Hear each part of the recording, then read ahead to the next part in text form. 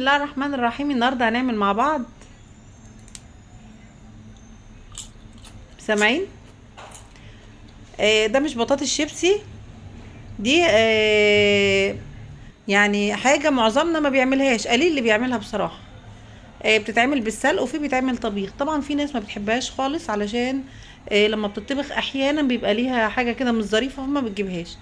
ان شاء الله بقى انا عملت منها النهارده على الفطار، وهعمل منها كمان بالسلق. ده قلاس. القلاس بنجيبه نغسله كويس قوي قوي وبعدين ننشفه.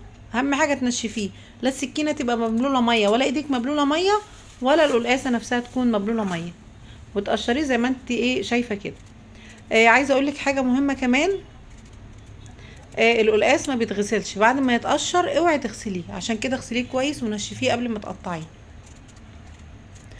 طبعا الحاجات دي ملهاش مقادير، الكميه اللي انت عايزاها. انا جبت اتنين، واحده هعملها بالسلق لان انا بحبه بالسلق جدا، بحبه قوي قوي يعني. والتانية هعملها بنفس الطريقه اللي احنا شفناها مع بعض. بصراحه احنا ما بنعملوش طبيخ لان احنا ما بنحبوش طبيخ الا في حاله واحده بس، والحاله دي ان شاء الله هصور لكم بيها حلقه هتغير فكرتكم عن القلقاس الطبيخ تماما. كده خلاص بقى انا هاخد اللي انا هحمرها وابدا اقطعها زي ما احنا شايفين كده.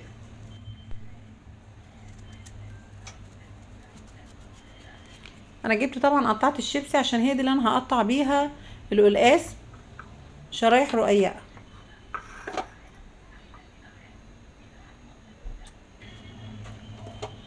انا قطعت اول جزء. طبعا زي ما احنا شايفين الحته مدوره كده زي ما انا مقطعاها، فدي بصراحه مش حلوه لان في ناحيه رقيقه وناحيه مليانه، فهتضطر عندي ناحيه تتحرق قبل ما التانية تتحمر. فانا هغير الفكره وهعملها شيبسي بس شرايح، هيكون احسن يعني.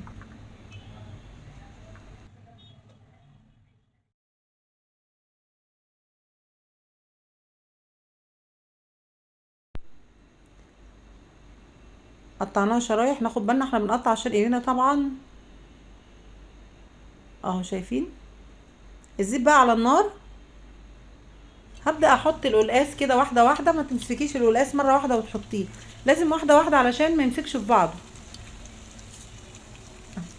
الزيت كده يبقى جايب القلقاسيه من فوق ومن تحت كده اهو، تحط بقى عادي يعني، بعد كده ممكن تحط عليها مفيش مشكله، بس اهم حاجه النزله الاولى في الزيت طبعا انا عامله كميه مش كبيره علشان انا عامله على قد الفطار بس بتاعي.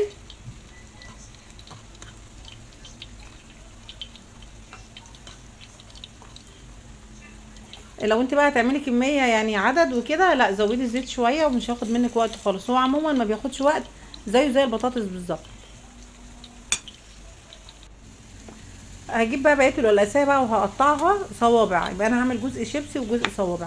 عايزه اقول لكم طبعا ان تقريبا يعني الشعب المصري ما بيحبش القلقاس، علشان القلقاس الطبيخ ده عقد الناس كلها حقيقي يعني، عشان الماده اللزجه اللي بتنزل منه. فان شاء الله انا هعمل لكم بقى طبيخ بطريقه هتغير فكرتكم تماما عن القلقاس.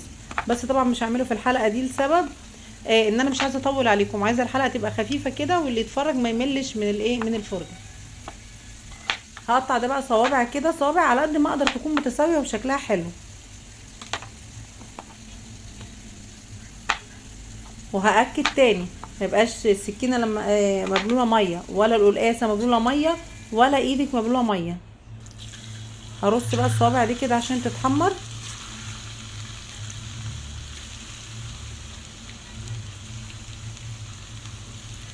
يعني بصي لو عندك اطفال مش هياخدوا بالهم تماما ان ده قلقاس خالص. لو مثلا حد كبير شباب هياخدوا بالهم بس عشان اللون، لكن برضو مش هيدركوا ان هو قلقاس لو هما مركزوش. ممكن بقى ترشوا لهم عليه مثلا طعم يضيع لهم الشكل بتاع القلقاس خالص، ده مش هيبان تماما فمش هيعرفوا ده لو حد كبير. لكن الاطفال عمرهم ما هيفرقوا بينه وبين البطاطس وهم بياكلوه.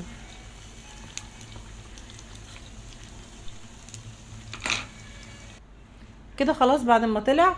معلش طبعا اللي انا عملتهم على المدورين دول اتلسعوا من الجنب، علشان كان عندي ناحية رقيقة وناحية زي ما انا قلت مليانة، فعبالي من الناحية التانية احمرت كانت التانية اغمقت شوية. هحط عليه ملح وفلفل اسمر بقى.